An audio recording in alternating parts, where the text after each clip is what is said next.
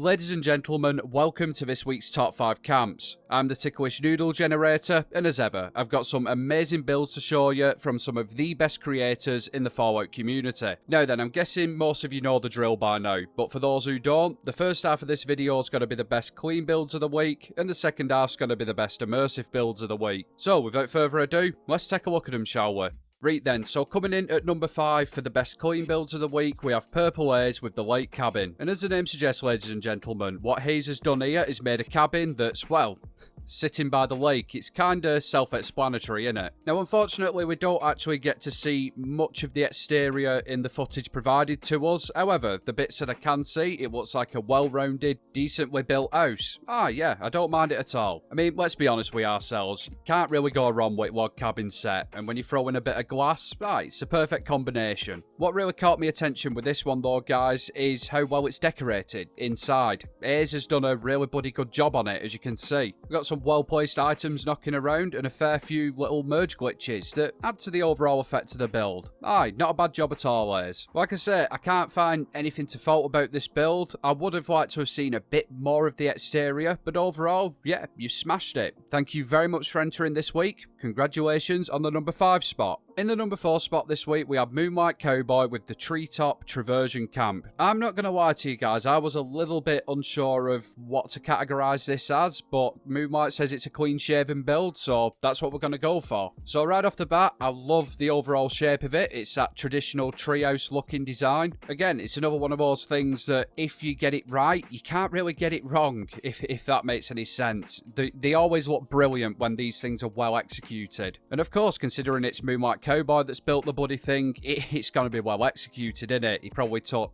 12 years for to build this bloody thing. Anyhow, I must say I like the staircase you've made, getting up to it. It's a really clever use of the catwalk pieces, that, so yeah, fair play to you, pal. And of course, I like the actual treehouse building itself. Now, believe me when I tell you, these are not easy to put together, guys. There's a lot of bloody work gone into this. Just getting the building to sit round a tree is an endeavour itself, so for something to turn out as well as this, then yeah, it shows that the person is a talented builder. Or they have a shit ton of caps they can use to rent a builder. But Moonlight hasn't done that, don't worry guys. Yeah, overall Moonlight, loving the exterior of this thing. Very well done indeed, pal. Now, interior-wise, this is where I can see why you've described it as a clean build, because it's clean, innit? You know, it's not a very grotty build at all. Now, yes, of course, there is some scrappy items in here, but it's far from what I'd call an immersive build. It's definitely more on the clean side of things. Moonlight, personally, I think you've done a brilliant job on this, pal. It looks absolutely bloody fantastic. Very solid build all round.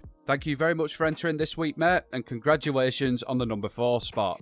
In the number 3 spot this week, we have Mrs. Kitty in Rage with the Mega Mushy build, and this has been very kindly filmed and uploaded by Silver Bunny on behalf of Mrs. Kitty, so thank you very much for that. Anyhow, this is a really unique looking camp. I don't think I've ever seen anything quite like it. Now, obviously, it does look like a mushroom, which is quite an achievement in itself, let me tell you. And on top of that, guys, it actually looks quite natural. I never would have thought in a million years that Joseph Fritzl's basement looking wallpaper would fit in with a nature kind of build, but it does. I'm looking at it. Yeah, this camp really does stand out. It's bloody well spot on. It looks unique, it's unusual, and above all, it is really difficult to put together. I know it's like a novelty kind of theme behind it, but it's no easy feat building something like this. There's been a lot of time put into this creation, guys, and I can respect that, so yeah, fair play to you, Mrs. Kitty. Now on to interior, and what can I say about it? Well, it's absolutely gorgeous. I love this space. Now yes, it's not the most intricately decorated build that I've ever seen, but it does work. It looks really nice, and the decor has been done to a high standard as well. I think my favourite part about it all, though, is the benches that have been used to make a ladder. Now, they aren't functional at all, guys. They are literally just there for show, and they're not needed. You know, you could probably jump your way up to the 2nd floor, especially if you have marsupial or a jetpack. That ladder is simply a touch of immersion. Now, yes, we are living in a giant mushroom here, so I don't think immersion's, you know, an actual factor in it, but I do like the thought. Mrs. Kitty, you've nailed this one. As I've said a couple of times now, it's unique, it stands out, it's very well put together. Yeah, top marks to you. Thank you very much for entering this week, and congratulations on the number 3 spot.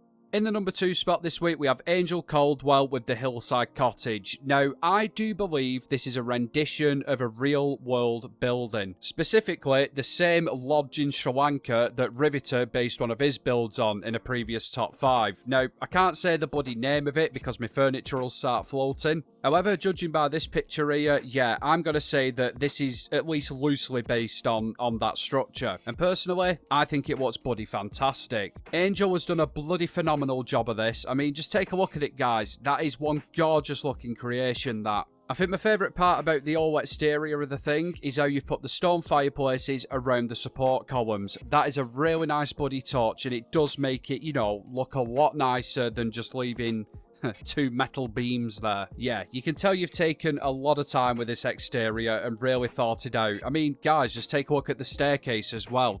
That's bloody impressive, that is. Now, interior-wise, again, it's really well put together. It's got quite a modern feel about it, but it does feel cozy at the same time. It's a really strange mixture. There's quite a few details you don't pick up on straight away either. Take, for example, the lighting units there. I think they've been put on the bottom of solar panels. I could be wrong, but that's what I'm leaning towards. Now, yeah, it's not a massive thing, is it? But it does add to the overall build. With that being a sloping roof piece there, if you would have just slapped whites on it, it'd look bloody shit at the end of the day and properly half-arsed. So yeah, extra points from me for little touches like that. Angel, this build is awesome. You've done a great job with the exterior and an equally decent job with the inside of it as well. Thank you very much for entering this week, and congratulations on the number 2 spot.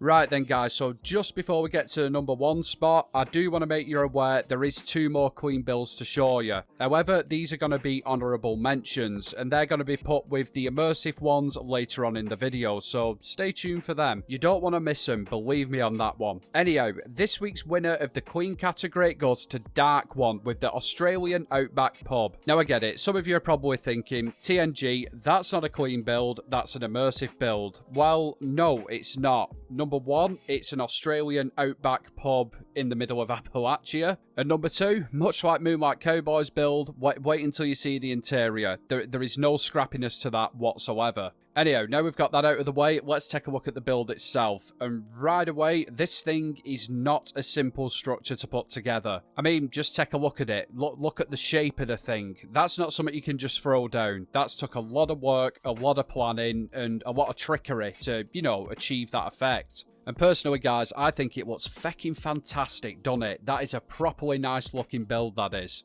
Now onto the interior. In my opinion, that does look like some form of pub. Now, it's a lot different to ones that I've been in Britain because it's not full of vomit, cocaine, and 2 massive guys dick measuring over the boxing machine score. It just looks like a really clean, well-maintained, and rather old-school looking bar in my opinion. Now, the main thing I liked about this above all else is the fact you've kept it within theme. You've just stuck down pub-related items and not gone and, you know, plastered down a Grognak statue in the corner for no apparent reason. Everything works and everything flows. And guys, can I just point out how clean that toilet was? If this was an immersive build, that would be absolutely destroyed. There'd be piss up the walls, the toilet seat would be missing. It'd be carnage. Dark One, you have knocked this out of the park, pal. I love the exterior of the thing. The shape is incredible, and it works really well, actually. Same can be said for your interior as well. It's very clean. It's very well put together. Yeah, you've done a really good job on this one, pal. Thank you very much for entering this week. Congratulations on the number 1 spot. Hats off to you, mate. Right then, guys, and that wraps up the best clean builds of the week. What do you lot think? Did I make the right call? Would you have swapped it round? Let me know down in comments.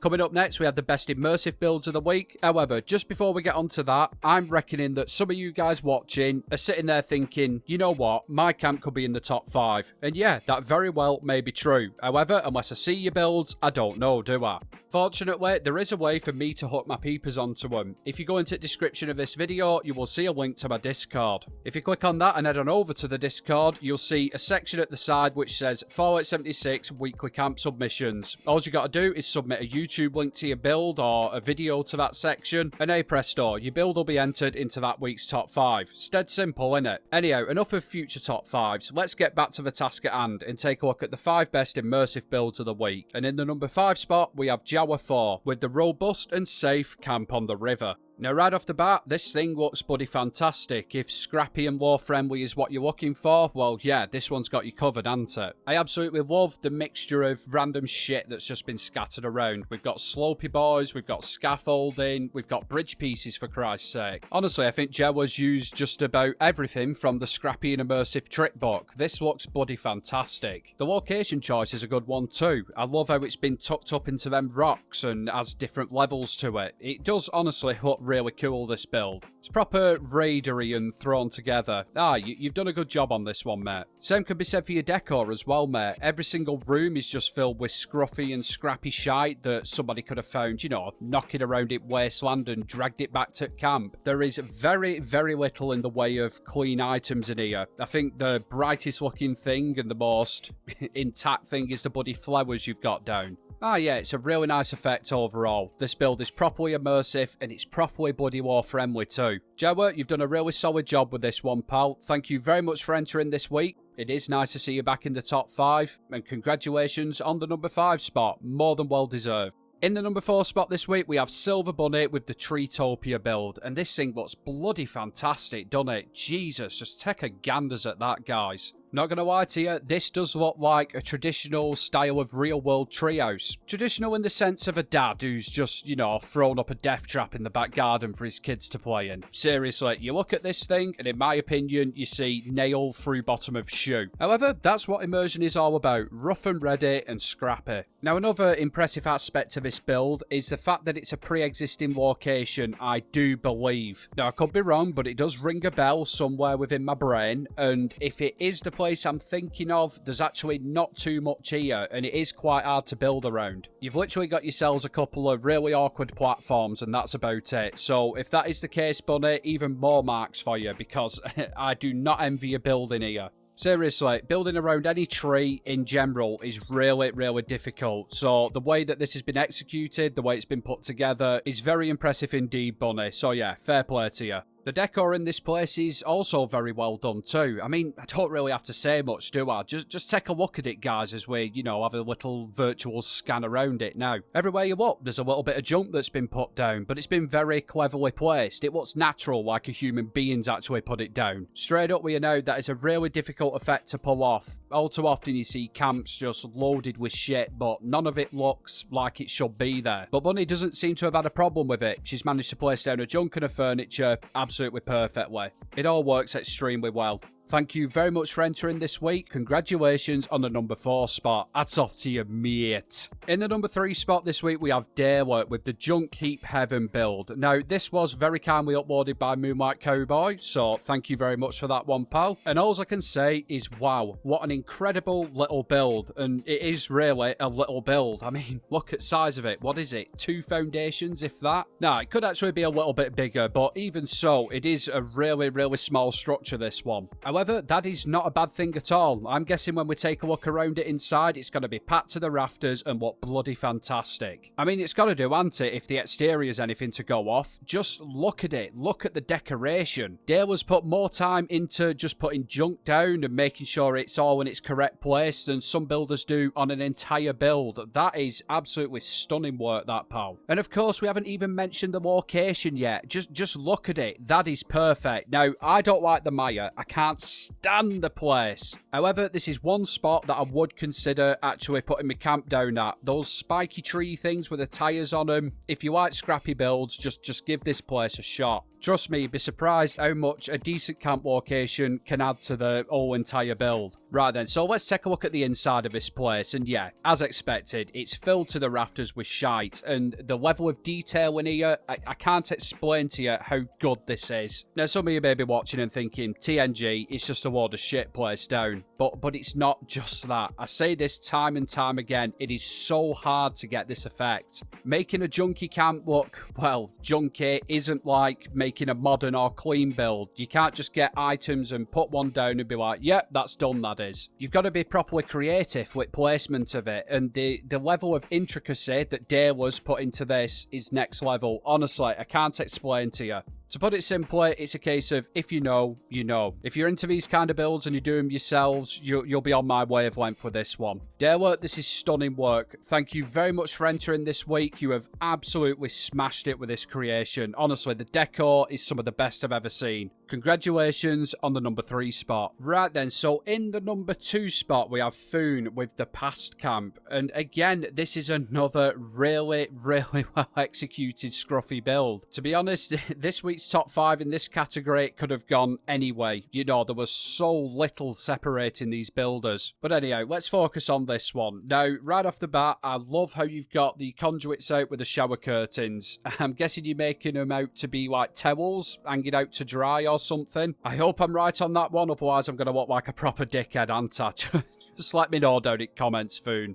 Another thing that I found properly bloody ingenuitive and clever as shit was the little storage boxes you've made that are like zipping around the camp. I've never seen that done before. Straight up with you, I have never seen another camp with that kind of thing in it. But it's so cool and clever. I mean, Jesus Christ, the guy's made his own rope and pulley system with goods being transported across it. Have you ever seen that? Again, let me know in comments if you have. Now, the structure itself, in my opinion, is secondary to the decoration that's been put down. The decor is what really makes this build work. However, that's not to say that the buildings are shit by any means or substandard. I just think the main focus part of this camp is all the cool little bits he's put down. I must say though, that prefab trailer being used again, they're still growing on me. Every build I've seen one of these buggers in at the moment, they work really well, and this build is no exception. Foon, I think you've done an incredible job on this one. Like I said, that rope and pulley system, I've never seen it before, and I think it's such a clever idea. Fair play to you, pal. Thank you very much for entering this week, and congratulations on the number 2 spot.